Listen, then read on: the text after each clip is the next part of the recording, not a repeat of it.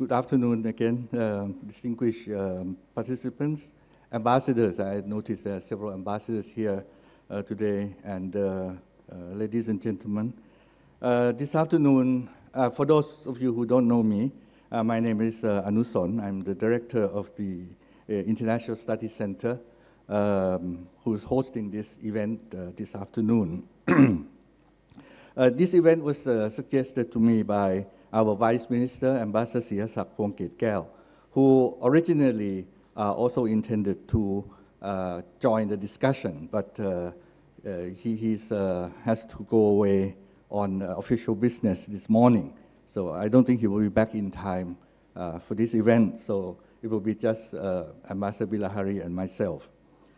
I think our distinguished speaker today is known to all of you, so I don't need to make a very long introduction. But between 2001 and 2013, Ambassador Bilahari Kausikan was first the second permanent secretary, and then permanent secretary of the Ministry of Foreign Affairs of Singapore. He has served in a variety of appointments, including as Singapore's permanent representative to the United Nations in New York and as ambassador to the Russian Federation. He is currently the chairman of the Middle East Institute of the National University of Singapore. And today, we're also distributing a paper that was written recently by Ambassador Bilahari. I think it's called The Risk of Conflict in Asia, which has been distributed at the front. For those of you who have not picked it up, maybe you can pick it up after the event. The paper will assist in our discussion this afternoon. So without further ado, please allow me to invite Ambassador Bilahari to say a few words first.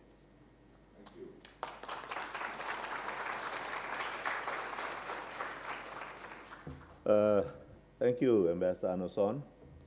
I must thank all my friends in the Thai Foreign Ministry for giving me this opportunity, especially my very old friend, Ambassador Sihasak, who is now Vice Minister. He's not here, but I will be seeing him later. I hope that this will be a dialogue, not a monologue, but let me make some preliminary comments. As Ambassador Anuson mentioned, I had given them a paper I wrote recently on the risk of conflict in Asia, which deals with the North Korean issue, with the East and South China Sea issue, and the Taiwan issue. And I thought I'd just get that out of the way so that we need not waste some time. If you wish to ask me questions on that, of course, you're most welcome. But what I want to do in these preliminary remarks is maybe make some general points about how to think about geopolitical events, both globally and in this specific region.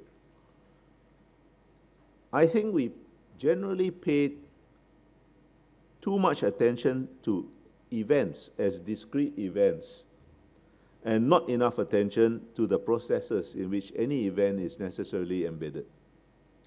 And yet we need context to see events in proper perspective and so react appropriately, neither sort of overreacting or being overly sanguine. And this entails seeing them in their historical perspective, in their historical context, as part of larger processes, larger trends.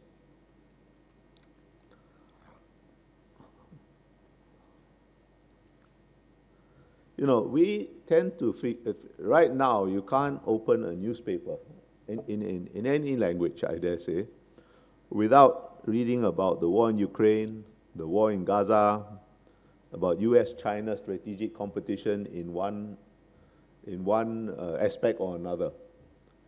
And generally speaking, these things are reported as if they are novel events. And in a sense, they are, of course, because every war is a different war. Every war is a unique event.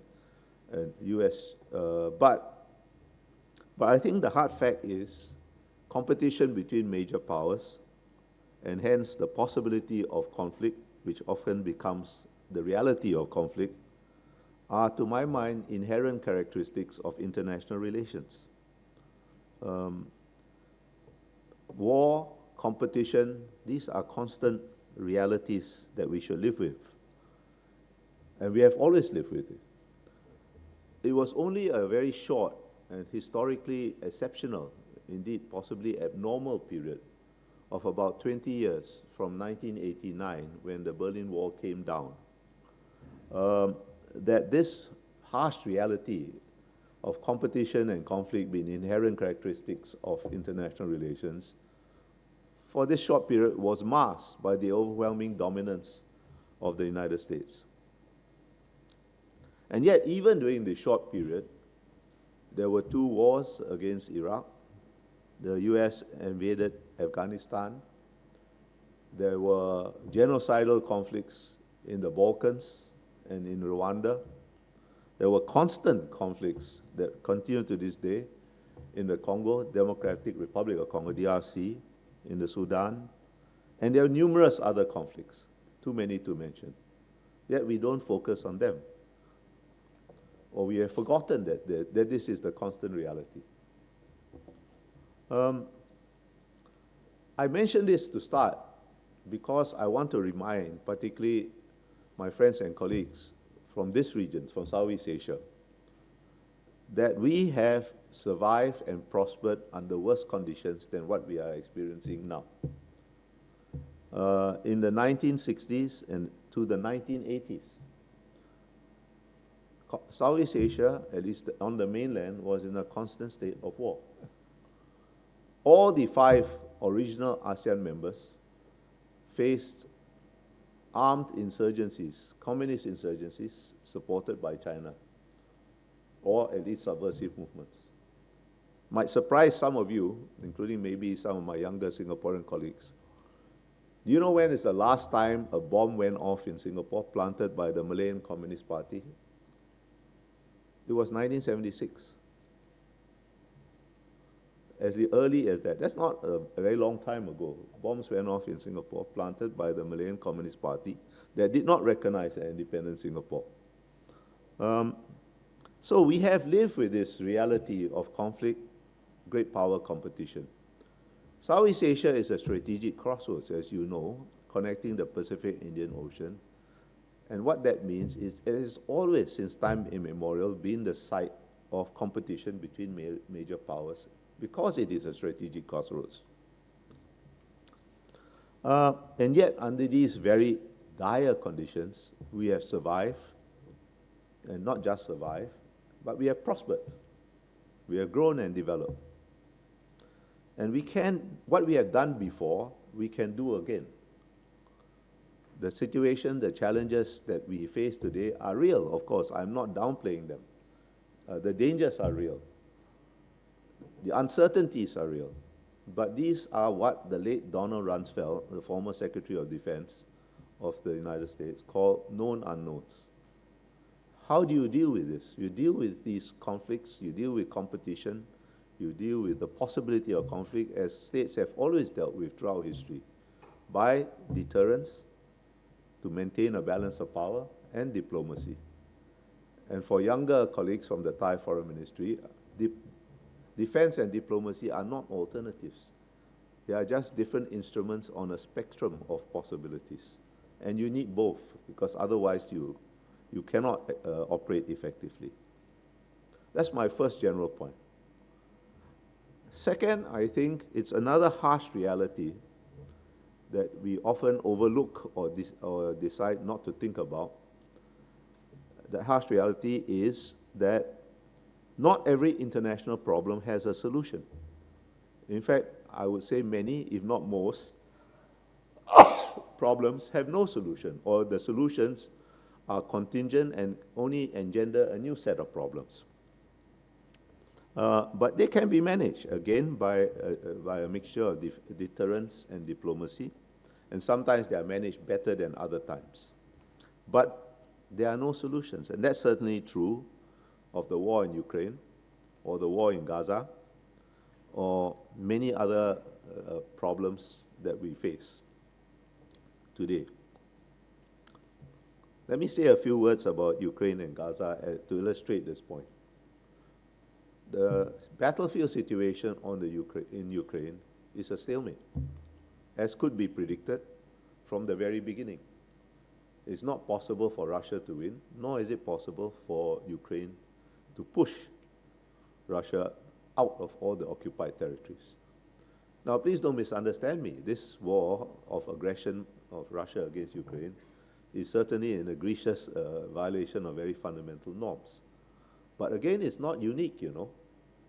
I mentioned a few wars that are going on even during this abnormal position. What is unique about Ukraine? Apart from the fact that it's occurring in Europe instead of in some third world country, what's unique is only that for the first time in a long time, white people are killing white people, to put it very bluntly. And it is not just a battlefield stalemate that we face, it's also a political stalemate.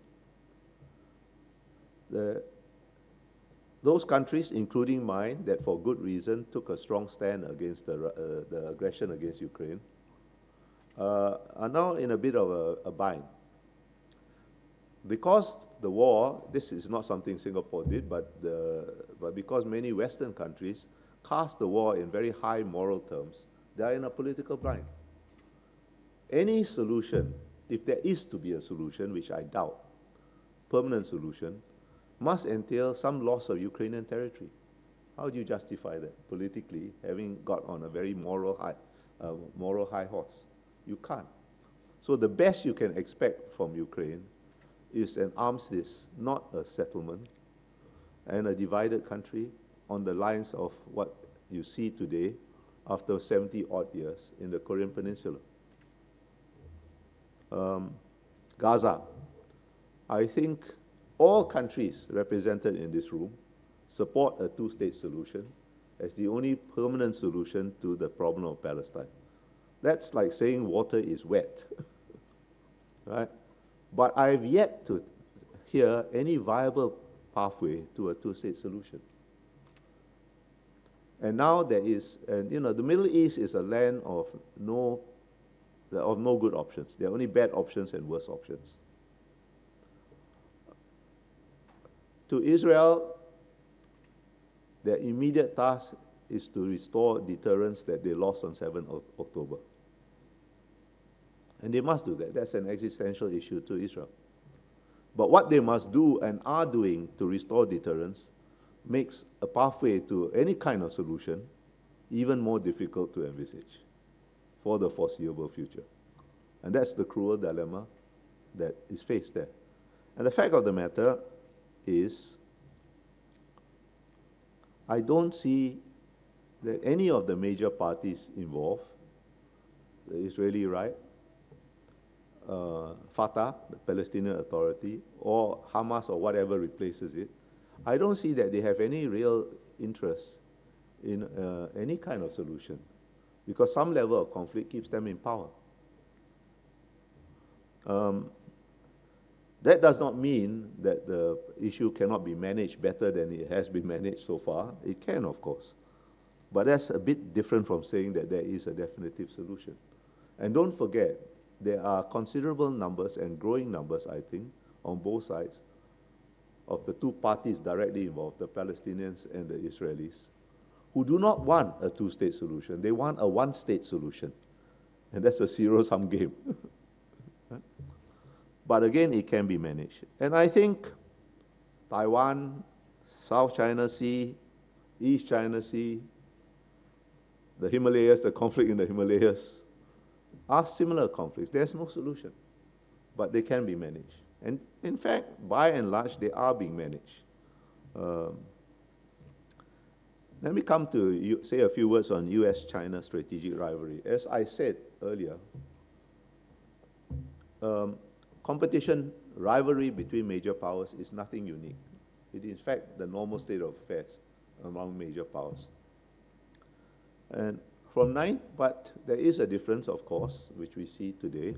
From 1972, when the US and China restored contacts to around circa 2010 or thereabouts, there were, of course, periods of tension over such issues as Tibet or Taiwan and human rights issues in general. But by and large, the overall emphasis on the relation was on engagement. Now it's switched. There will still be periods of engagement, and we have recently seen various high-level exchanges between the US and China. But overall now, the emphasis is going to be on competition. That is the strategic reality. There may be periods of high-intensity competition, lower-intensity competition, but generally competition. It's a new structural feature of international relations. That does not mean that we should see every issue in terms of US-China competition. That is a far too simplistic a way of looking at things. Yeah? And we can discuss that further in question time.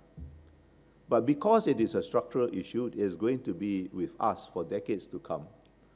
I think it's important to understand US-China relations accurately. I think one of the most intellectually lazy tropes which is used to describe US-China relations is to call it a new Cold War. There are some superficial similarities to US-China competition, to the earlier competition between the US and the former Soviet Union, but the similarities, to my mind, are superficial. There are much more fundamental differences that define that competition, and it is important for all of us that need to deal with it, to navigate through it, to understand what makes it different.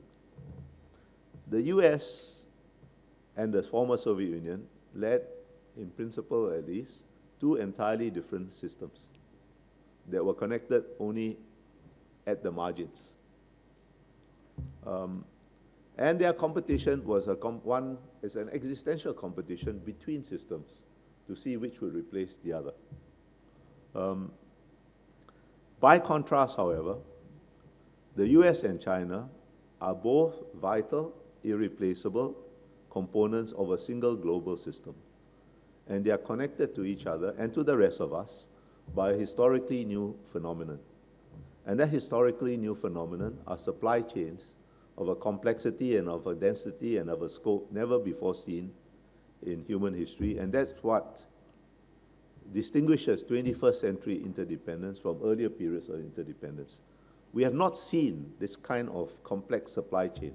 In fact, the very term chain, the metaphor of a chain, oversimplifies the situation.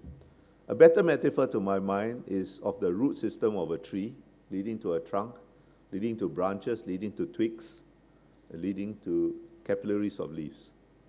And a whole forest of those trees grew up during that short and exceptional period I referred to earlier of about 20 years from 1989. And that constitutes the global economy today. And I think it is a practical impossibility for this system to completely bifurcate into two separate systems such as existed between the US and the former Soviet Union.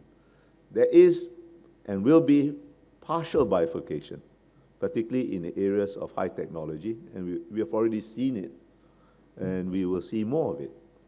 Now, mind you, both the US and China are not very comfortable with the current situation, and because it exposes their mutual vulnerabilities. And both of them have tried to mitigate the risk. The US by a strategy of diversification of supply chains out of China, and China by trying to become more self-reliant in critical technologies. But I think both of these strategies, whether diversification or self-reliance, are all easier said than done. And I think both will fail or will succeed only partially, and you can see it.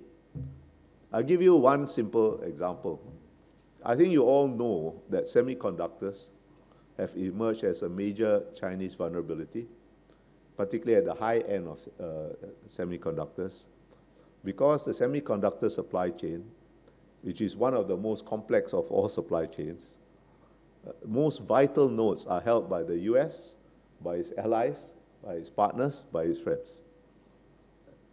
And this is causing China immense problems. There are ways to work around it, but it's more costly, and you are dealing with a moving frontier, don't forget. The Chinese are probably 5 to 10 years behind, and they'll probably be always 5 to 10 years behind because the frontier is moving.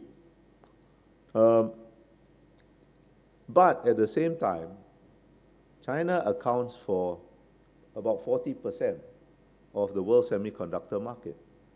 And you cannot possibly cut off your own companies or those of your allies, those of your partners or your friends from 40% of any market, even the market for shoes, without doing them serious damage. So it's not a binary competition as existed between the US and the Soviet Union. It is a much more nuanced competition. The US and the Soviet Union competed between systems, two systems competing. This is competition within a system, and that is a complex, not a binary competition.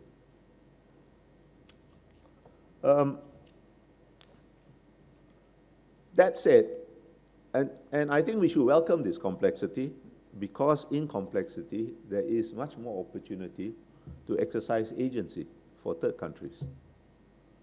Now, whether you have the wit to recognize those opportunities to exercise your agency, and whether you have the ability, the agility to seize those opportunities, that's a different matter.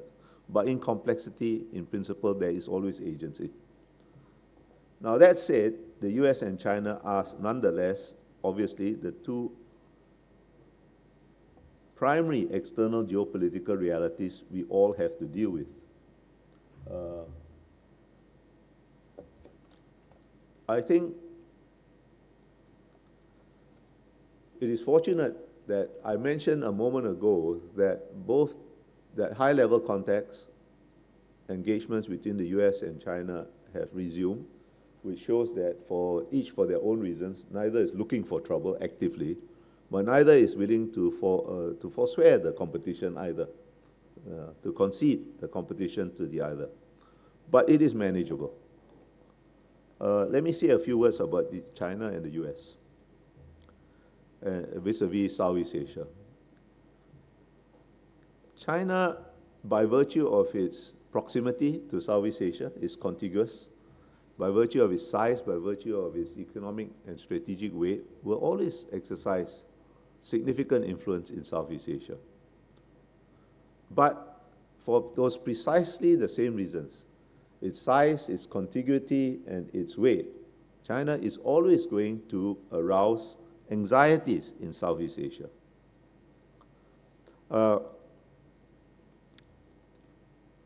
And both the influence and the anxieties are two realities of China which are connected and we should not forget. There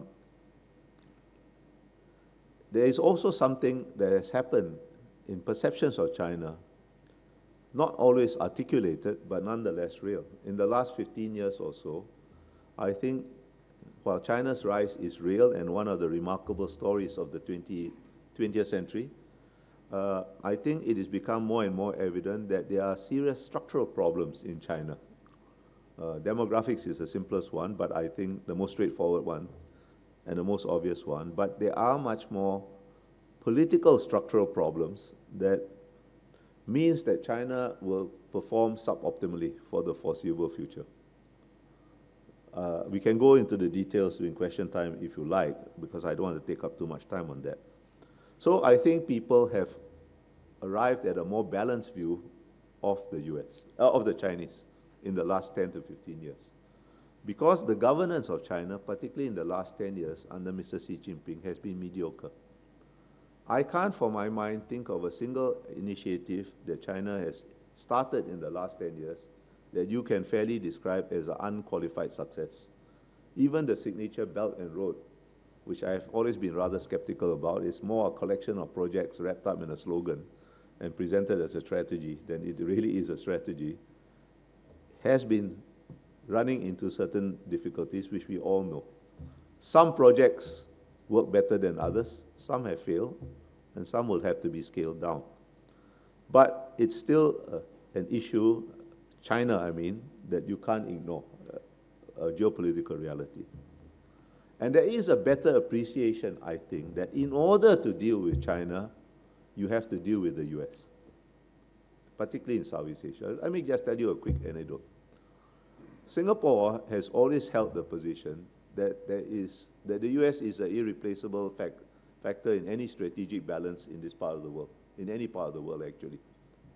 But for a very long time, this was considered a rather eccentric Singaporean view. Now, in the late 1980s, a combination of natural disaster, volcanic explosion, and Filipino domestic politics caused the US to leave Subic Bay and Clark Airfield in the Philippines. And we then offered, because we thought it was important. By the way, if any of you, Singapore is not a substitute for either Subic or Clark Airfield, because if you've ever been to Subic Bay, you can drop Singapore into it and you will never find us again. Huh? But we thought it was important that there should be some physical American military presence in Southeast Asia. So we offered the use of our facilities. And in 1990, we signed a MOU to that effect. What happened? Our neighbors, our closest neighbors, Malaysia and Indonesia, reacted hysterically and tried to pressure us into giving up that MOU, the agreement to let the US use some of our facilities. That was 1990. Fast forward to 2019, when that 1990 MOU was renewed. The renewed MOU was signed between my Prime Minister, Mr. Lee Hsien Loong, and then President Trump. It wasn't a secret ceremony. It was signed in the UNGA with full publicity. What happened? Nothing happened. Not a whimper of protest from anybody. Now, that is a very significant change of attitude towards the US presence.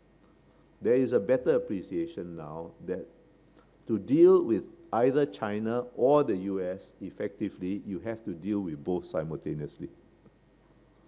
Now, I wish I could claim this as a success for Singapore's foreign policy, but honesty compels me to say it is much more due to the failures of Chinese foreign policy and changes in the strategic environment than anything we or the US or anybody else did. Right? And for a variety, and most ASEAN countries, not all, most are doing what they can to improve their defense relations with the US, including those with strong traditions of being non-aligned, like Indonesia. Right? But for a variety of reasons, sometimes some of the other ASEAN countries, and not just Indonesia, even countries like Vietnam that fought a very bitter war with the US, are improving their defense and security ties. But there are a variety of reasons why many of these countries, domestic politics mainly, have to be a bit more cautious and don't talk about it very much. So I don't want to exaggerate the point, but what we are able to do with the US is something of a regional public good, at least by some countries. Now, but as there is this better appreciation of the vital role of the US in maintaining regional balance, and not just in Southeast Asia, by the way, the war in Gaza shows that insofar as there's anybody that can hold the balance in the Middle East, it is the US and nobody else. Huh? And in Europe, with the war in Ukraine, the Europeans are incapable of dealing with Russia without the US at their back, right? But just as this realization has sunk in throughout our region, concerns about the US have also arisen. And those concerns mainly center about the direction that domestic politics may bring US foreign policy. Now, it's not all about Trump, mind you, huh? Although the coming election provides a certain focus. In fact, the changes in US foreign policy, the big changes in US foreign policy in our region took place about half a century ago, when, as part of correcting the dreadful mistake they made in Vietnam, the US moved from a strategic posture of direct intervention to one of being offshore balancer. And they have been remarkably consistent as offshore balancer for 50 years.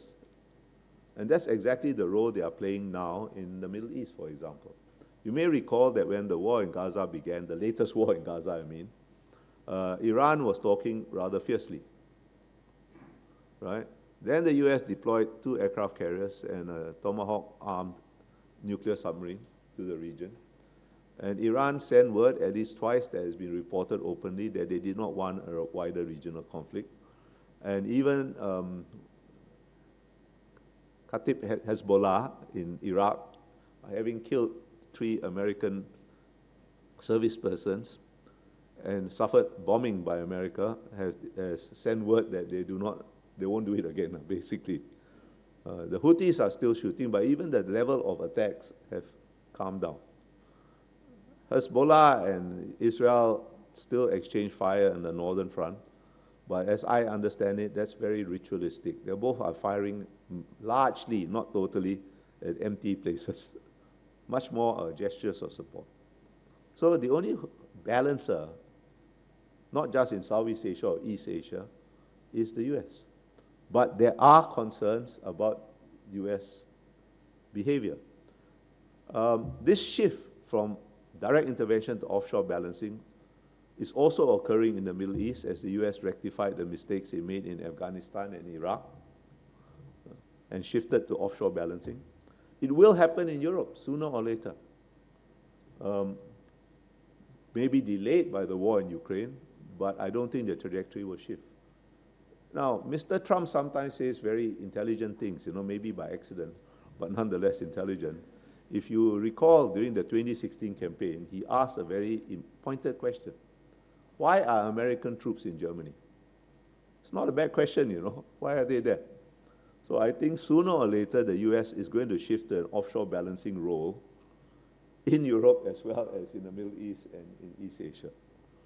And that will cause immense problems for Europe. We in Southeast Asia, we have made those adjustments long ago. And I think this is a structural change. This is sometimes misrepresented as the US is in retreat. I think that's a wrong way. I think it is better understood as the US unilaterally readjusting its global strategic posture from direct intervention to being offshore balancer. And what is driving it is the fact that the US took some time to recognize, but have nonetheless recognized, that after the end of the US-Soviet Cold War, the US faces no existential threat anywhere. China is a formidable competitor, but it's not an existential threat. Remember I said that they're competing within a system. And that's very different from competition between 2 systems, one to replace the other. They may want to dominate the system or retain their dominance, but they're not trying to destroy the system or replace it. So it's not an existential threat. Russia is certainly very dangerous, but does it pose an existential threat? Well, maybe to some European countries, but not the US, right? And I could go on. So the point is here that with George W. Bush as a partial exception because of 9/11, the foremost priorities of every post-Cold War American president have been domestic. There's not very much difference between making America great again or putting America first, which is Trump's slogans, and Biden saying, build America back better. Or even Obama, when he talked about change, he was not talking about change abroad, he was talking about change at home, right? Mr. Trump did not invent transactionalism. An offshore balancer is still engaged in the world, but it's going to be much more discriminating about how it gets involved in conflicts, how it gets involved. And the simple reason is if there's no existential threat, why should Americans be willing to bear any burden or pay any price to uphold international order? And in any case, I think it's a fundamental mistake which was instilled in us during that short exceptional period of 20 years, to think of international order as necessarily uncontested or even peaceful. For after all, for 40-odd years after the end of the Second World War, international order, or what there was of order, was defined by the contest, not by a single consensus. And I think we are back to that period. That is normal. What we experienced was abnormal. I think we should not lose sight for that. Now, how do we deal with this? I think it is possible to deal with this. Firstly, let me step back one thing. How do we deal with this? If you put all what I said together, I think all of us are confronted with two fundamental strategic realities. One, we all know we have to deal with both the US and China, and as I said, we now know that dealing with both simultaneously is a necessary condition of dealing with either effectively. But at the same time, we all have concerns about one aspect or the other of both US and Chinese behavior. Now, you put these two things together, and I think what you're going to have is evolving international order, defined both by contest, but by greater fluidity, as countries seek much more strategic options, broaden their strategic options, and you will see coalitions of countries working together, built around different issues. And these coalitions will not be stable. There will be a certain combination of countries, which may include both the US and China, or one or the other, on some issues, may exclude both on different issues, and they will form and reform constantly. And you already see the beginnings of that system, if you like, evolving, when Japan took the initiative after the Trump administration abandoned the TPP to form the CPTPP. Right?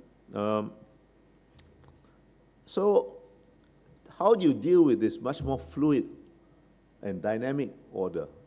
I think you deal with it, as to repeat a point, by defense and diplomacy. It will require greater strategic alertness. It will require ability to clinically assess international events, which is easier said than done, mind you, and not mistake our hopes or fears for reality. Let me end with a few words about ASEAN. ASEAN often says we don't want to have to choose between the US and China, and that's obviously true. But what do we mean by that? We do not mean neutrality, you know. If you look at the history of Southeast Asia, countries that tried neutrality, Laos and Cambodia, came up to very tragic ends. Right? What we mean when we say we don't want to choose is we want to be able to choose our interests in different domains in most advantageous direction for ourselves. And we don't see any need to neatly line up all our interests across all domains in one direction or the other. If I take my own country, right, on defense and security issues, we have already chosen long ago. It's in the direction of the US generally, particularly, and the West generally. But on certain political issues, for example, do countries have the right to interfere in internal affairs? Our general political attitudes are much more aligned with those of China. And on economic issues, we are very eclectic, that we work with anybody who will work with us. And I think that is the general attitude of most countries in our region. I can only think of 3 countries that really have more or less chosen one side or the other. And that's Laos and Cambodia on one hand, and Australia on the other. Even an ally of the US like Japan wants to retain as much strategic flexibility as it can. Of course, they have less room to maneuver than a country like Singapore or Indonesia, because Japan is a formal treaty ally and we are not, right? But in principle, it's the same attitude. Now, ASEAN, to my mind, has been rather slow to adapt to this much more fluid and dynamic strategic environment. We talk a lot about centrality, and we choose to believe it when our dialogue partners congratulate us on our centrality. But what does centrality really mean? Centrality really means making yourself useful. And how you make yourself useful in the past is not necessarily how you're going to make yourself useful in the future. In fact, it cannot be. Don't forget that the emblems of ASEAN centrality, for example, the ARF and the EAS, were actually conceived of and implemented during that short, abnormal period of world history. So they are still perform a function, but it's not quite the same function or the same relevance or the same usefulness as in the past. That's a hard fact that we have yet to fully internalize. And this is, and I promise this is really my last point. Why have we been slow to adapt? It's not that this present generation of ASEAN leaders and foreign ministers are less competent or less capable than the previous thing. The hard fact is that the domestic political environment in almost every ASEAN country have become more complex. So it's harder for countries to get internal consensus on key things. And if you can't get internal consensus, it's going to be harder to get regional consensus. That does not mean that ASEAN is irrelevant, because ASEAN's core function, we should not forget that. Dealing with external affairs has always been a secondary function of ASEAN. Older people like my friend Tek, who is even older than me, know that ASEAN was born out of the need to have some mechanism to manage relations among Southeast Asian countries. And that is still a relevant, and that is still a very relevant function, and there's no other mechanism that we have to perform that function. But we should not confuse that with being able to manage external affairs. That will require a reconceptualization of ASEAN's role in the region and how ASEAN operates. Well, ladies and gentlemen, thank you for listening to me so patiently and not throwing things. And I will now be happy to take some of your questions. Thank you very much, Ambassador Bilahari, for a very comprehensive picture of what we face now, both geopolitically around the world as well as in this region. Of course, I'm sure there are a lot of questions that people would like to ask, because being your normal self, you've made everything stimulating. And I think there are a lot of points that maybe we could follow up. And I'm going to use my sort of moderator prerogative to ask the first one. I think you're right by saying that when we said ASEAN don't want to choose, it means we are not choosing neutrality. But how do we do it in practical terms, by showing that we are not choosing? Okay, that's a very good question. But before I answer it, I should make one more point that I forgot to make there, and I should have made it at the beginning. Do not forget that the only official position I hold now is that of a pensioner. Huh? So, okay, all right, okay. I think you choose it by having a very clear sense.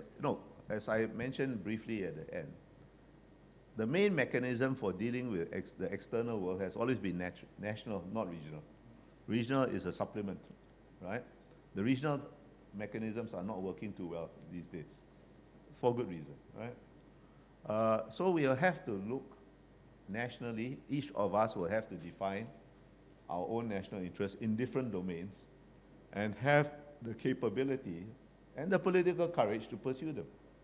That capability is often a function of our domestic politics. Right? For Singapore, dealing with US-China relations is almost totally or very largely conditioned by domestic politics, how well we can handle our domestic politics. Dealing with Gaza is, to us, primarily a domestic political issue. Our primary consideration is how to maintain social cohesion in a multicultural, multi-religious society. Every country, every 10 members of ASEAN will have different equations, depending on their particular domestic politics, on their particular interests and how they define their interests. So there is not one answer that fits all. For us, as I told you, on defense and security issues, we have decided quite long ago, and I don't see that changing, that our interests in that domain are aligned in this direction. In some political domains in a different direction, in economic domains in many different directions simultaneously, right? Thailand will probably have a different configuration because you are a different country, you have a different domestic politics, you have different interests, right? Ditto for Indonesia, for Philippines, for Vietnam, and for every ASEAN country. As I said, if I look, and that's true, I think, throughout this region. India has a long and proud non-aligned tradition, but on certain issues, it's decided its interest take it in the direction of the Quad. But that does not mean it has to align all its interests in that direction. And it hasn't. And why should it? Right? So why should any ASEAN country neatly line up all the ducks in one row, in one direction or the other? Southeast Asia, having lived in the midst of great power conflict for centuries, I think has this kind of instinct built into the diplomatic DNA. All of us, with the exceptions I mentioned, our foreign policies are naturally polygamous, they are not monogamous. And that counts also for former treaty allies like Philippines and Thailand, right? It's natural. If you live in an arena of great power conflict, this comes naturally. If it doesn't come naturally, if you cannot implement it, you don't survive. Right? And we have not only survived, but we have prospered. So, thank you. Because I think that's a very interesting way of putting it. Because I think from people looking in from outside, then they tend to look at ASEAN as having like at least a cohesive foreign relations. Which of course you're saying that we don't, because that's why they make the criticism or they make the points about ASEAN when we deal with questions like South China Sea and so on, that we cannot deal with it as a group, or that we don't have a common views when we negotiate. How do you explain that further? oh, okay, look, I don't agree with their position. But for example, I don't see why Laos, which is a landlocked country, should have the same position on the South China Sea as a country like Singapore that lives by trade. Right? It's not possible. But on South China Sea, we have a minimal consensus. Now, the ASEAN, as you know, Ambassador, has never felt that it has to have a common position on every damn issue under the sun. If we tried, we will fall apart. Or we will end up like the EU, having very anodyne positions on issues, right? Right? So we don't even try, mostly. For example, on things like Gaza, we have a general position. It's very general.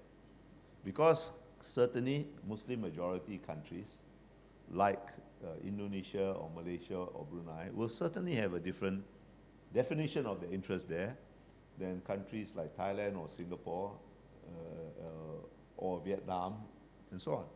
So if we can, we have a broad consensus on the South China Sea, on Gaza, on a few other issues. But we don't try to force all 10 diverse. See, what is the most primary characteristic of Southeast Asia? This is a diverse place.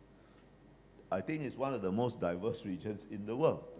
And the diversities are not those that you can envisage leveling out, because there are primordial diversities of race, of language, or religion. And this is not going to change in any significant way, right? So, therefore, you need ASEAN to manage this diversity. Therefore, there also are going to be limitations to what ASEAN can do, and certain things are best done nationally rather than regionally. So we have never pretended to have regional solutions to every problem. Yes, I agree. I think if you come from ASEAN members, you understand that perfectly well. I think it's just sometimes our dialogue partners tend to look at ASEAN as a sort of cohesive entity. Or maybe that's how we would like them to look at us. Oh, they sometimes take our rhetoric a bit too seriously. Also, there is a very strong tendency among some dialogue partners, not all. I mean, I think Japan understands us pretty well, Australia understands us pretty well, China understands pretty well, but among, say, the more Western dialogue partners, when they look at ASEAN, they see EU, either actual or potential. But we have never had that aspiration to be a supranational entity, because it just doesn't work. It doesn't work very well in Europe. So how can it work in Southeast Asia? I think maybe now I will open up the floor for those who wish to make any questions or even just some observation on what Ambassador Bilahari has said. I think there are a lot of issues that we can discuss. Some of the issues he didn't discuss it fully because it's already in the paper that has been circulated, like issue of South China Sea, Taiwan, North Korea is another one. Please, anybody who wish to, please. Somebody here and there's somebody back there.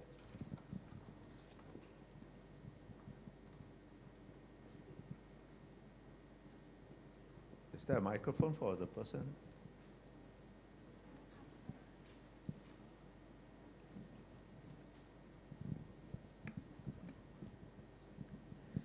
Your Excellency, you emphasize very much Can you on- tell me who you are? My name is Natha Gomonwadin. I'm now working with online media company, The Standard. Oh. You mentioned a lot about diversities of ASEAN countries, Yeah. but you also emphasize centrality of ASEAN. I didn't emphasize. I said I tried to define what centrality means.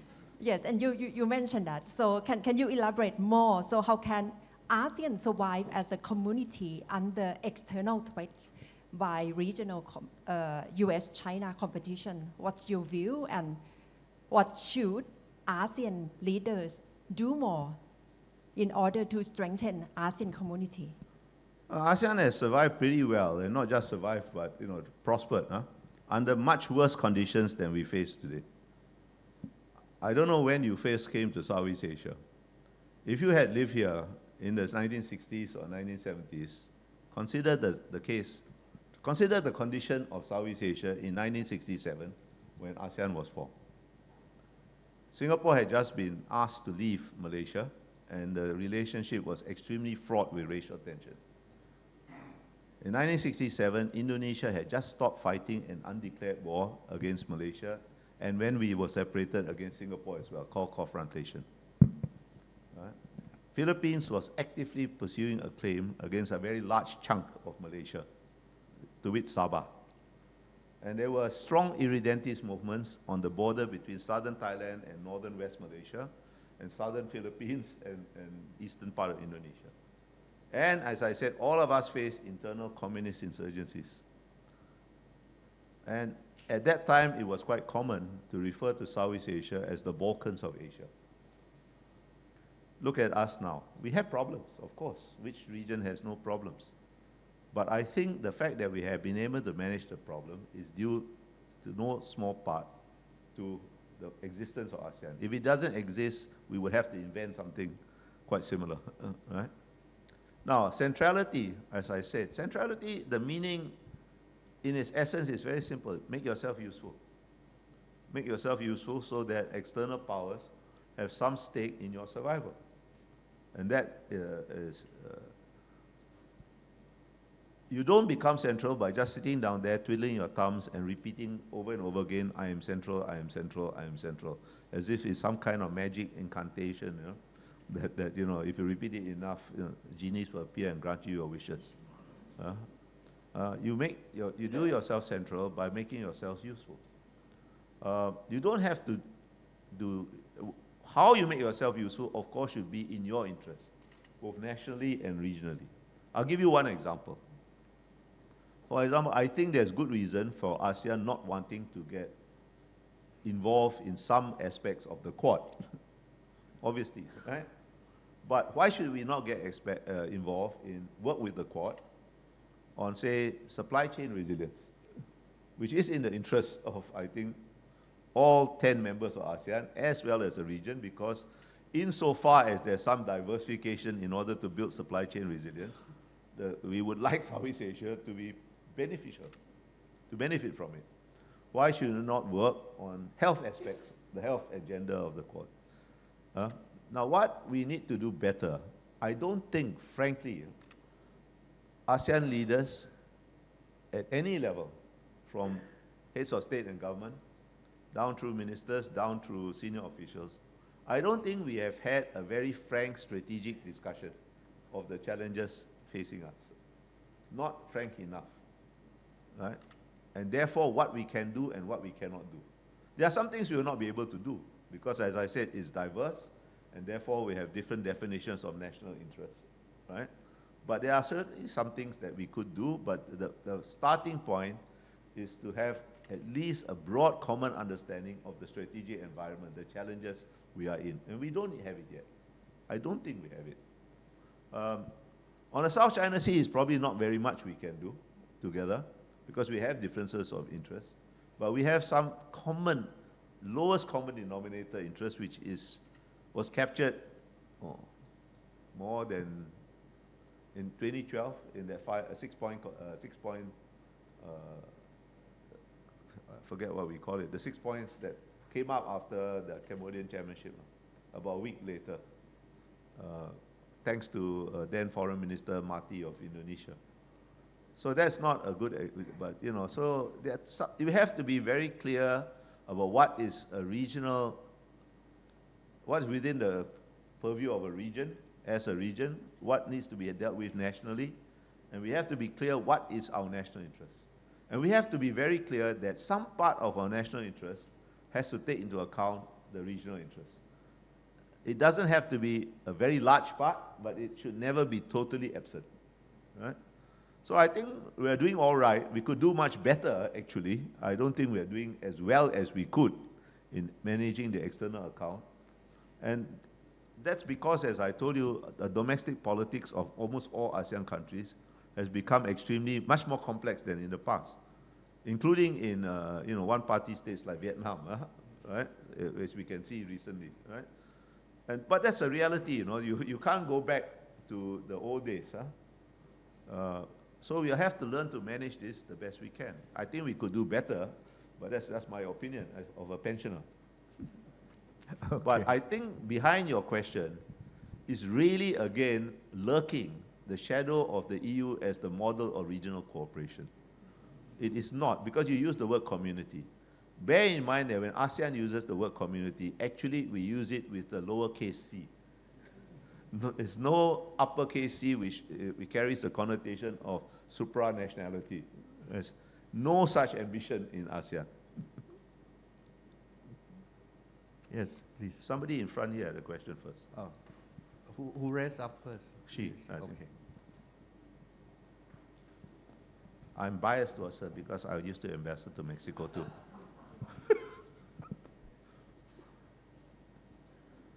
Thank you, Mr. Ambassador. What a pleasure. What a pleasure to be here.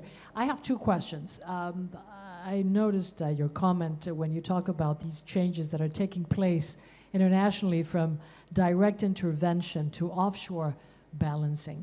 And I noticed in the audience that there's a very large group of young students. Yeah. So the first question or request would be, what would your advice to the youth be, and particularly to those that might be interested in getting into diplomacy? What will be required of future diplomats? I'm tempted to say, no, don't. So that would be my first question. The second question has to do with your last comment.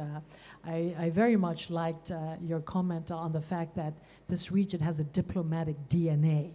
And you emphasized that occurs in all of Asia, Southeast Asia, particularly because of the need to deal with many relations, and you needed to survive and to thrive. And it comes to mind that I, being the Mexican ambassador, and my last post being in California, where there is such a great diversity, growing diversity in states like the one that I served in, what advice would Southeast Asia give the United States into better deal with regional cooperation and its relationship with its neighbors like Mexico? Thank you. I'll deal with the first question first. If you want a career in diplomacy, please do not think it's all glamour, cocktail parties, and things like that. Most of it is damn hard, boring work. But you can prepare yourself for it, not by studying international relations as an academic subject. I think that's probably the worst possible preparation. Because I did, I did. And then I practiced what I studied, and I came to a rather sad conclusion that if there was any relationship between what I studied and what I did for a living for 30-odd years, it was purely coincidental.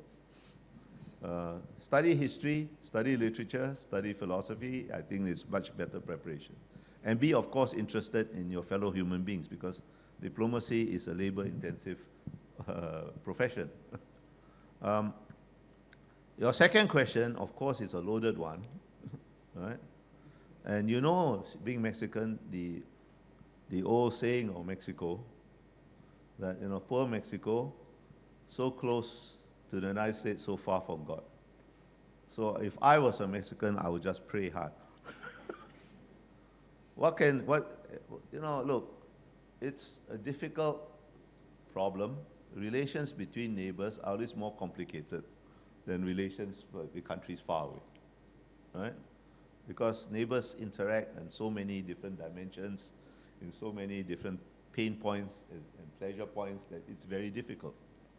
And the domestic politics of the United States now is much more complicated than absolutely necessary, shall we say, right? But I think, you know, Mexico has dealt with the United States very well for as long as they've been Mexico. So you don't need me to give you advice. You know damn well what to do, and you do it pretty well. Right? I am reminded, you know, when Mr. Trump was first elected president, he took among the first two phone calls he took was from the then Prime Minister of Australia and the then President of Mexico. And the transcripts of both calls were leaked to the Washington Post. And I read them and I said, this is a master class on how to deal with America and how not to deal with America. The Australian Prime Minister was lobbying for something to do with immigration, and Trump reluctantly gave it to him, almost immediately. Reluctant, but immediate, right?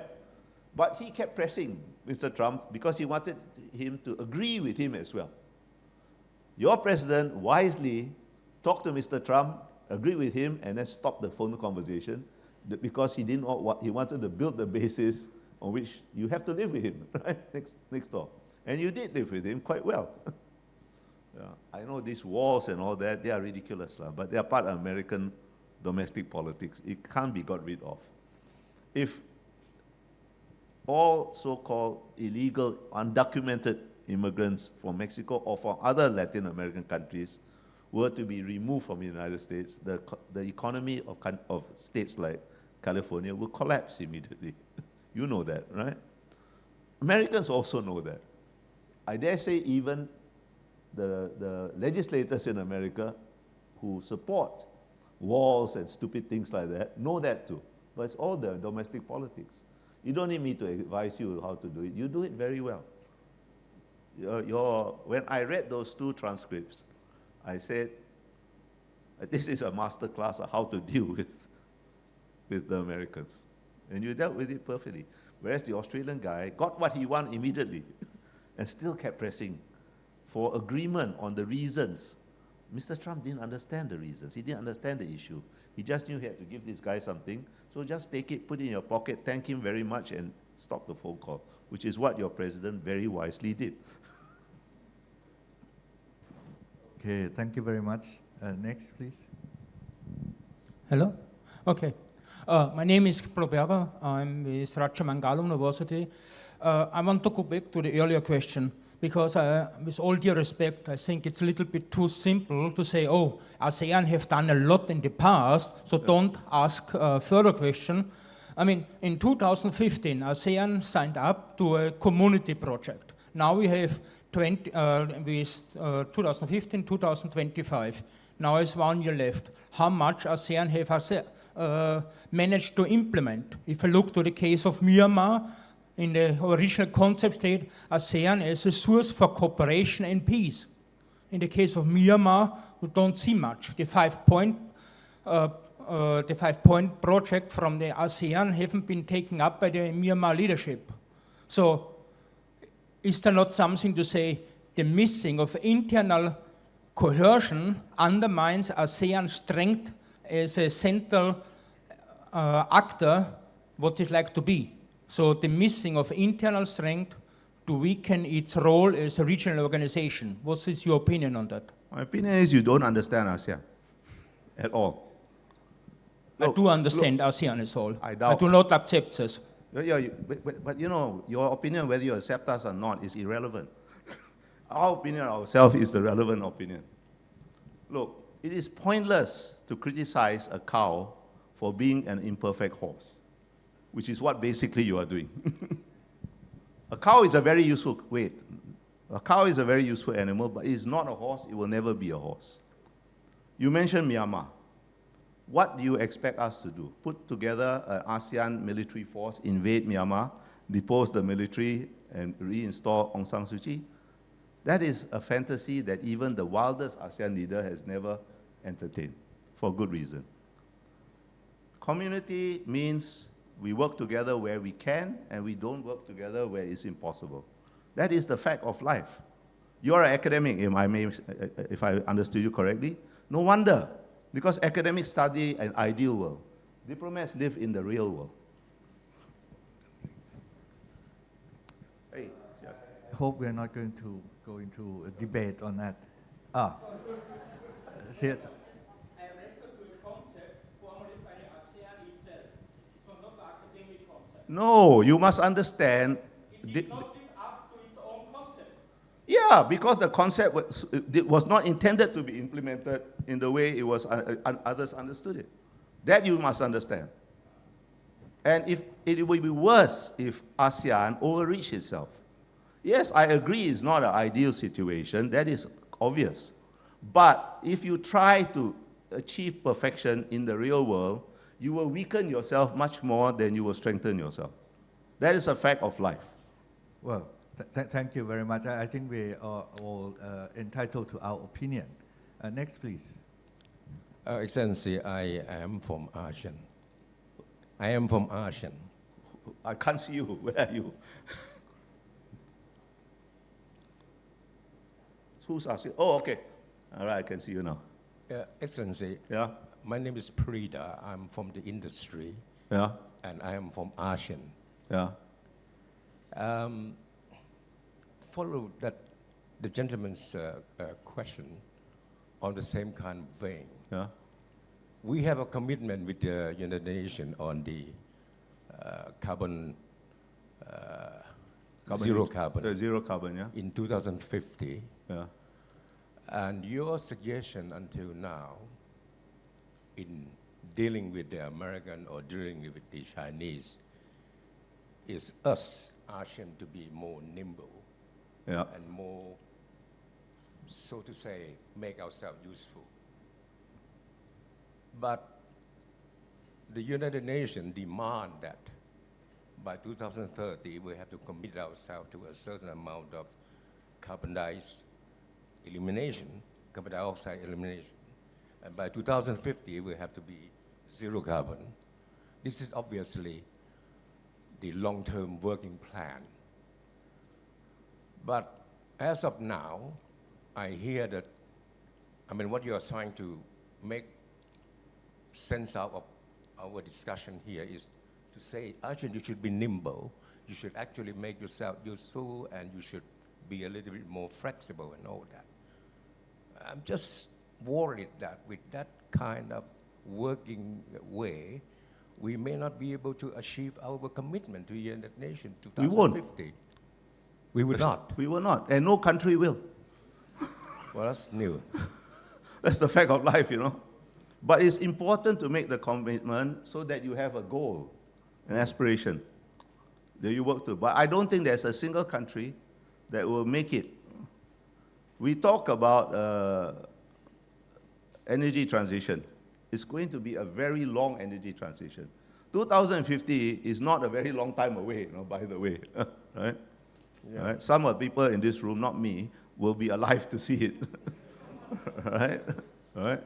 But I don't think there's any country that is going to make to meet that target. But nonetheless, we must have a target. So there's at least a common direction that we are moving towards. Well, in that case, then, as a layman, I would like to ask your government to talk to your United Nations that, let's forget 2050.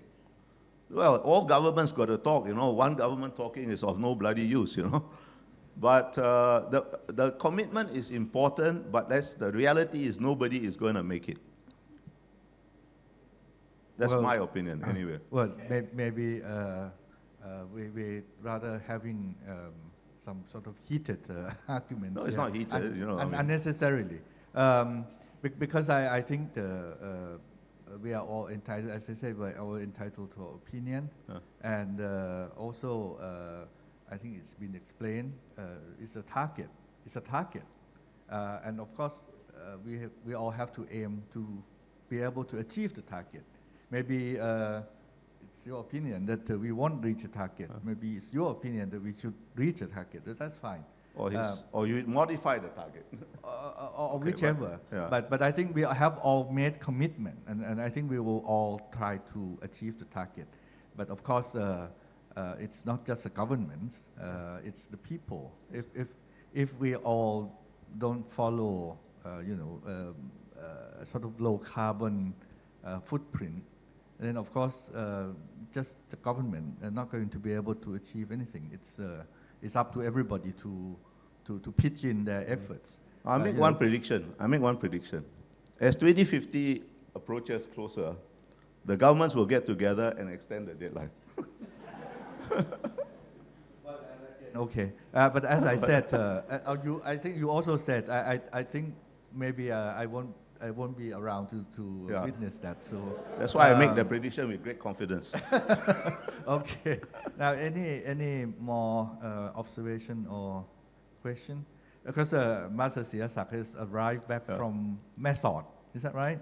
And he is supposed to join this event as a sort of speaker. Would you like to say something, please? The Vice Minister, please. Well, first of all, I want to thank my good friend Bilahari for coming here and, always sharing his thinking. And sometimes, he's always, we in the ASEAN meetings, I've always sat next to him, and he's someone who does not mince word, and he can be very frank, he can be very blunt. And sometimes he can also be very harsh. But that is, he's reflected on all these issues before, so I've always benefited from his thinking. I just came back from Mesot, and we delivered the first lot of humanitarian assistance to Myanmar. Of course, people say that, are we giving this assistance to the SAC? Well, the SAC, it's the Red Cross. Sometimes we must make do with what we have. But it's not the Red Cross doing it itself, because we made sure that the Red Cross also works with the local community. And I think what's most important is that the assistance reach everyone in that area, without discrimination. Of course, we have to monitor, we have to make sure. But at least it's a starting point. And I think Bilahari and I, we agree that we have to engage. There must be a starting point for engagement, and the 5-point consensus is a good framework, but how do we implement it? And so this is our effort to implement the 5-point consensus, at least when it comes to humanitarian assistance. And we've been working closely with ASEAN and all our partners. So we hope that this small initiative can be built upon and maybe lead to bigger things and better things ahead. Anyway, but I really want to thank my good friend Bilahari for coming here. And I look at the number of people here. It's, the room is full. And I'm not sure whether there are any more questions. But I have a question. I think Kunatha asked about ASEAN's centrality. I want to ask maybe a bigger question. What is the future of ASEAN? What is in the midst of all these, not just geopolitics, but geo-economic competition, technology, And all these competition, what is the future of ASEAN? Because we seem to be not doing what you've always advised, that we have to hang together or we will be hung separately. So that's my question. I think, Siasak, thank you for inviting me. I hope you don't conclude it was an act of reckless folly.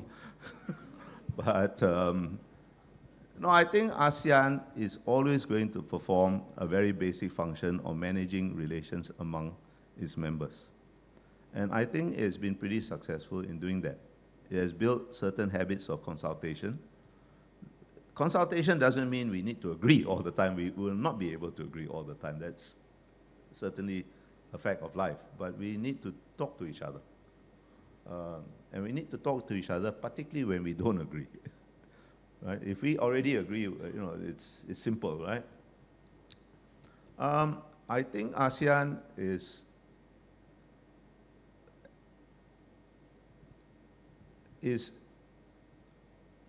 not quite yet, but approaching an inflection point.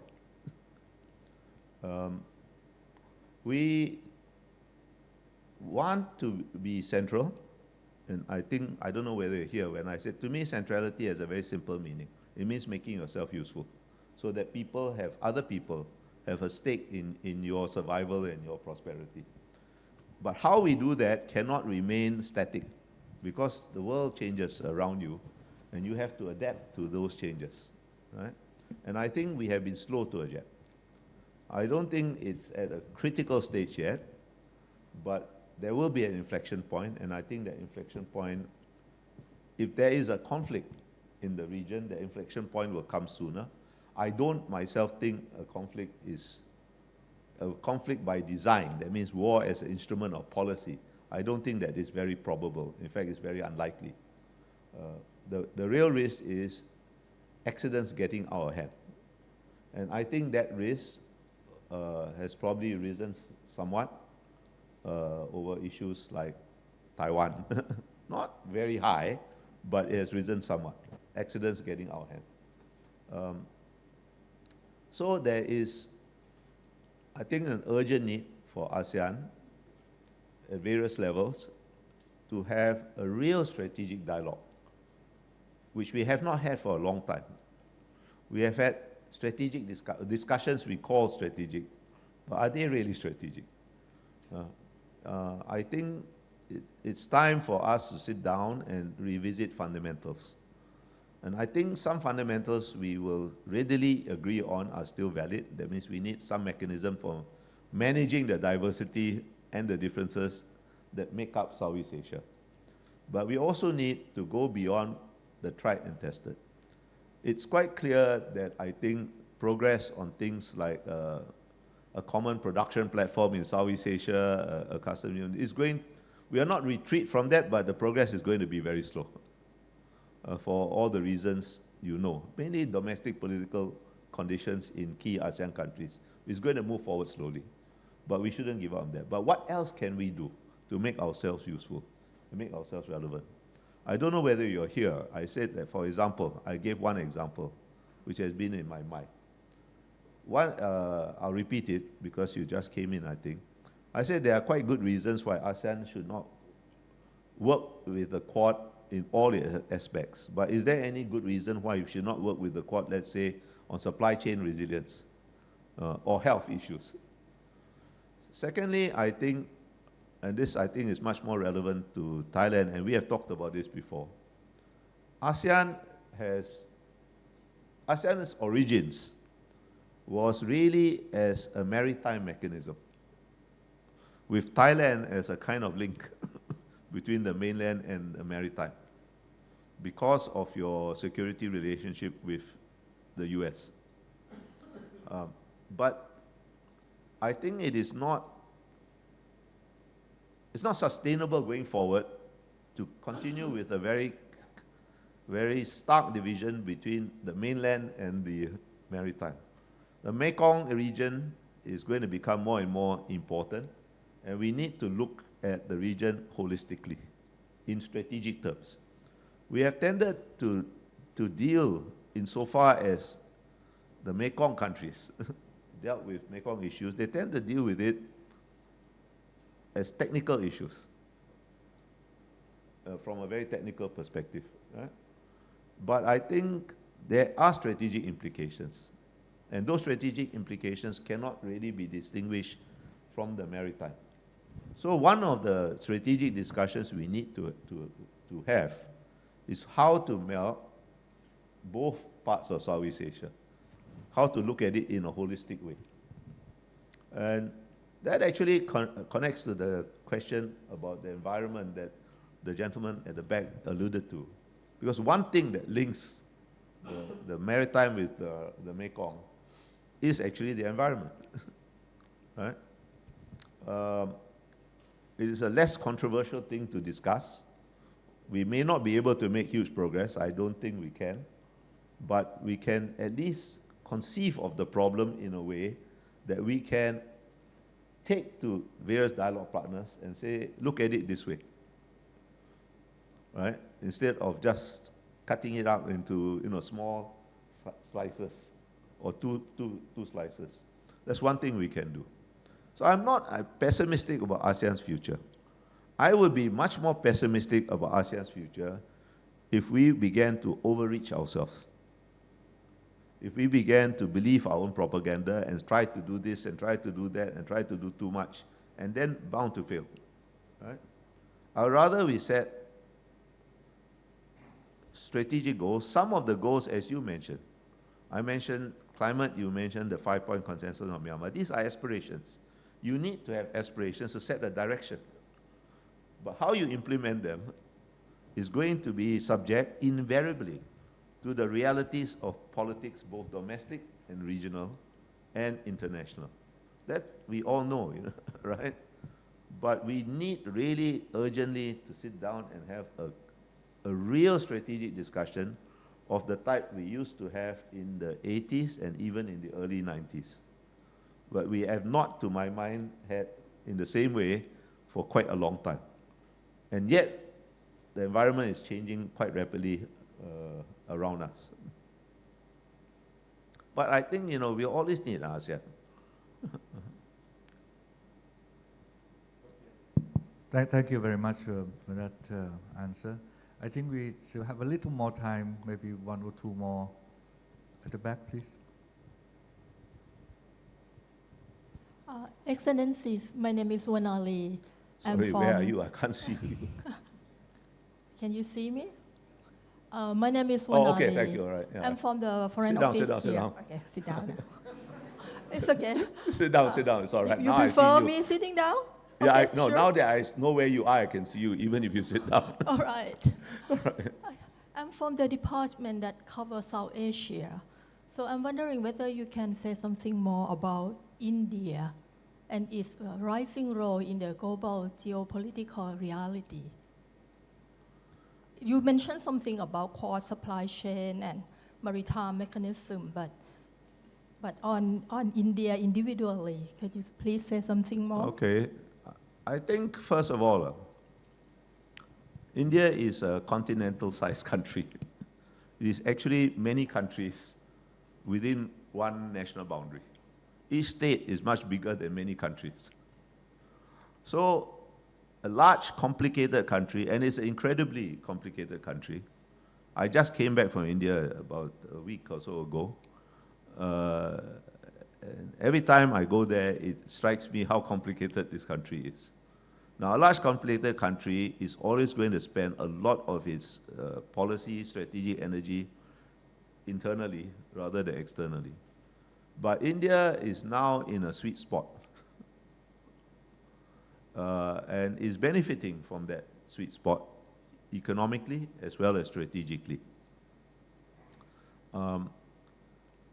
I think there are things it needs to do more in order to continue to benefit to the fullest extent, and those things are mainly, I think, to my mind, in its educational system, in its defense procurements, and so on. But it is being done. It will take time because you don't change a huge country's direction. A small country like Singapore can be quite nimble because we are small. It's just like a small boat. You can steer it very fast. But a big country like India takes some time to shift. I think the fundamental shift of direction of India has already taken place. Now it is a question of building up the momentum in that direction. It will be playing a bigger and bigger role, not merely in this immediate region, but globally. Because India's aspirations has always been global, as is quite normal in a huge country. But as far as India's relations with Southeast Asia are concerned, I think there's always been a somewhat mismatch of expectations. I don't think many countries in Southeast Asia really understand India. And so sometimes we get impatient. On the other hand, I think India sometimes also gets impatient with Southeast Asia for not understanding India's constraints, its priorities, and how it defines its interests, right? But I think it's getting better. The fundamental change of direction has occurred. Now it's a question of working it out. But a big country works at its own pace. That is a fact of life that we have to accept. And a diverse region like Southeast Asia also responds at its own pace. That's another reality a big country must also accept. Okay, one last question.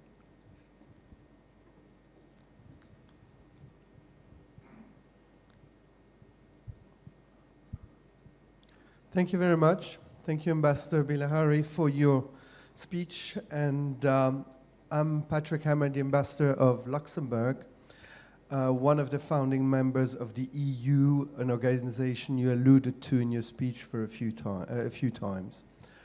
I will not comment directly on the point you made about the EU that will drift us to other areas, but I'll be very interested to have your point of view on one issue.